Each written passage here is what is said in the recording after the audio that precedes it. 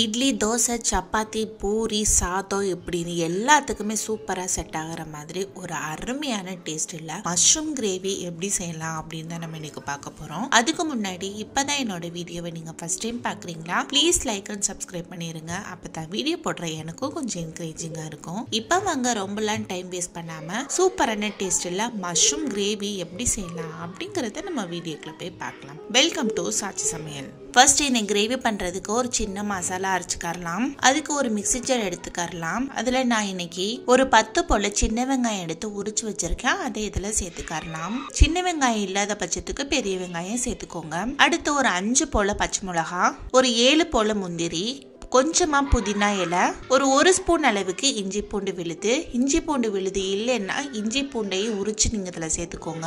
இப்போ இது எல்லாத்தையும் போட்டு நல்லா நைஸ் பேஸ்டா அரைச்சு எடுத்து ஓரமா வச்சுக்கரலாம். அடுத்து கிரேவி பண்றதுக்கு ஒரு கடாய் எடுத்து வச்சு அதுல ஒரு 3 ஸ்பூன் அளவுக்கு எண்ணெய் சேர்த்துக்கோங்க. எண்ணெய் நல்லா காஞ்சதும் இதுல பிரிஞ்சி இலை, அன்னாச்சி பூ, மராட்டி மூக்கு, பட்டை, ஏலக்காய், ஒரு அரை ஸ்பூன் அளவுக்கு சோம்பு, இது எல்லாத்தையும் போட்டு நல்லா பொரிச்சிட்டு ஒரு 2 கிட்ட மீடியம் சைஸ் அளவு வெங்காயத்தை எடுத்து நல்லா பொடிசா கட் பண்ணி வச்சிருக்கேன். அதை இதுல சேர்த்துக்கலாம். இப்போ நம்ம போட்ட வெங்காயத்தோட பச்சை வாசனை எல்லாம் போயிட்டு நல்ல ஒரு கண்ணாடி பதத்துக்கு வந்து அதோட கலரும் பாருங்க நல்லா மாறுற ஸ்டேஜ் வரட்டும். அது வரைக்கும் இதை நல்லா வதக்கி விட்டுக்கரலாம். இப்ப பாருங்க நல்ல சலசலன்னு வெங்காயம் வதங்கி வந்துருச்சு. இந்த டைம்ல இதுல ஒரு 2 கிட்ட மீடியம் சைஸ் அளவு தக்காளி பழமா எடுத்து கட் பண்ணி வச்சிருக்கேன். அதே இதுல சேர்த்து அது கூட நல்லா வதக்கி விட்டுக்கரலாம். தக்காளியும் போட்டு ஒரு 2 நிமிஷத்துக்கிட்ட நல்லா வதக்கி விட்டுருங்க. தக்காளி ஓரளவுக்கு நல்லா சாஃப்டா வதங்க ஆரம்பிச்ச பிறகு நம்ம அரைச்சு வச்சிருக்கிற வெங்காயம், இஞ்சி பூண்டு இதோட பேஸ்ட் எல்லாம் இதுல சேர்த்துக்கரலாம்.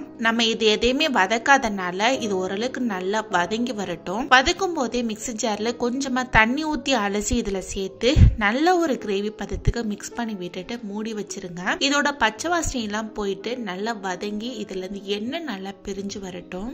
இப்போ ஒரு 5 நிமிஷத்துக்கிட்ட ஆயிடுச்சு. ஓபன் பண்ணி பார்க்கலாம். பாருங்க எண்ணெய் சூப்பரா இதுல இருந்து ஸ்ப்ரெட் ஆக ஆரம்பிச்சிருச்சு. இந்த டைம் வர வரைக்கும் இதை நல்லா வதக்கி விட்டுட்டு இதுல நான் இன்னைக்கு ஒரு கப் அளவு கிட்ட மஷ்ரூம் எடுத்து நல்லா கிளீன் பண்ணிட்டு கட் பண்ணி வச்சிருக்கேன். அதை இதுல சேர்த்துக்கரலாம்.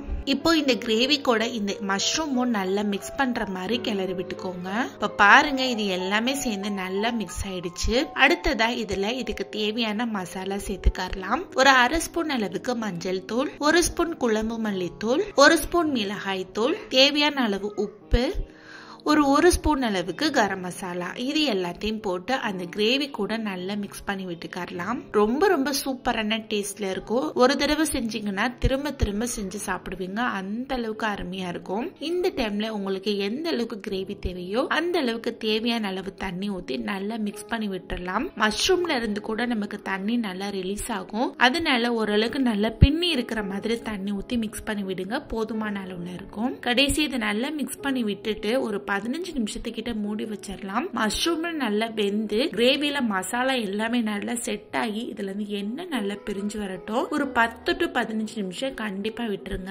இப்போ ஒரு 15 நிமிஷம் ஆயிடுச்சு. ஓபன் பண்ணி பார்க்கலாம். வாவ், பாருங்க சூப்பரா எண்ணெய் நல்லா பிரிஞ்சு பார்க்கவே ரொம்ப அழகா கிரேவி வந்திருக்கு. பார்க்க மட்டும் இல்ல, சாப்பிடறதுக்குமே ரொம்ப ரொம்ப சூப்பரா இருக்கும். கண்டிப்பா நீங்க ட்ரை பண்ணி பாருங்க. ட்ரை பண்ணி பார்த்துட்டு எப்படி இருந்தது அப்படிங்கறத கமெண்ட் பாக்ஸ்ல கமெண்ட் பண்ணுங்க. சூப்பரான டேஸ்டான இந்த மஷ்ரூம் கிரேவி உங்களுக்கு பிடிச்சிருந்ததுன்னா லைக் பண்ணுங்க, ஷேர் பண்ணுங்க, சப்ஸ்கிரைப் பண்ணுங்க. அப்படியே பக்கத்துல இருக்கிற பெல் ஐகானை கிளிக் பண்ணுங்க. தேங்க்ஸ் ஃபார் வாட்சிங்.